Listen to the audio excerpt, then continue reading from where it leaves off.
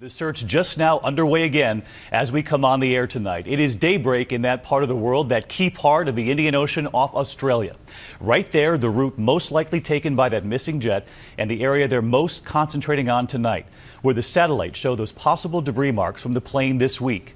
And just look at the arsenal this evening: 32 aircraft, 9 helicopters, 27 ships. ABC's David Wright, the only American reporter this week on board that secret naval plane over the Indian Ocean.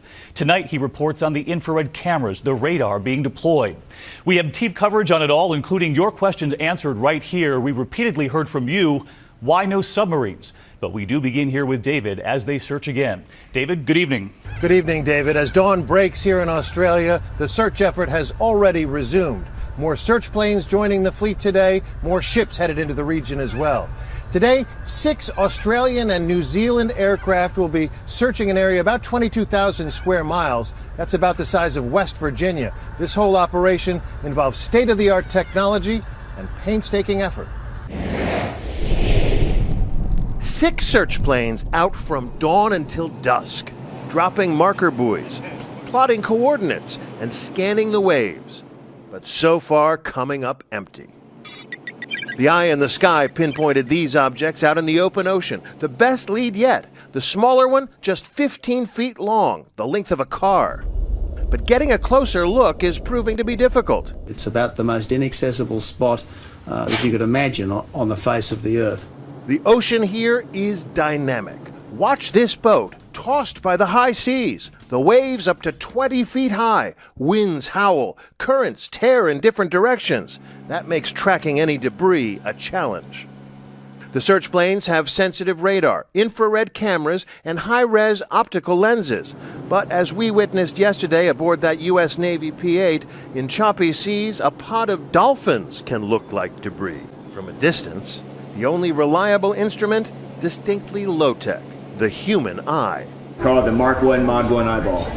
Say again? The Mark 1 Mod 1 eyeball, yeah.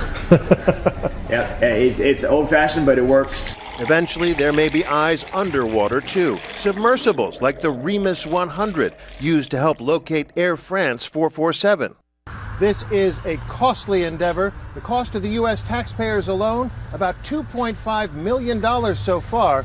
But I think most would agree it's a small price to pay for answers. David? David Wright tonight, thank you. And this evening, for the first time, we're hearing from the family of the lead crew member on board that flight. Their anguish and their anger now. ABC's Bob Woodruff on the ground again for us tonight in Kuala Lumpur.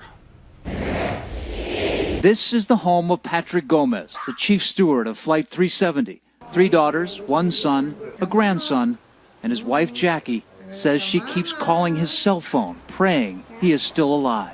I call him on the phone, I send him SMSs, hoping that he would reply. There have been vigils and prayers from countries around the world, Pakistan to China to Malaysia and more. But there is also growing anger that the Malaysian government is not being honest. One official kept calling the families next of kin. They keep telling us the same thing over and over and over again, but there's nothing new. And I agree with my mom, I think we all need closure. Raphael is still just waiting for his grandfather. He has no idea what's happened. What are you going to tell Raphael? Let him think that Grandpa's at work, because he still doesn't understand. Why is it that Patrick was on that plane? God has plans for all of us. So maybe God has a good plan. Since he went missing, Patrick's family has been burning this candle so he can find his way home, whether he survives or does not. Bob Woodruff, ABC News, Kuala Lumpur.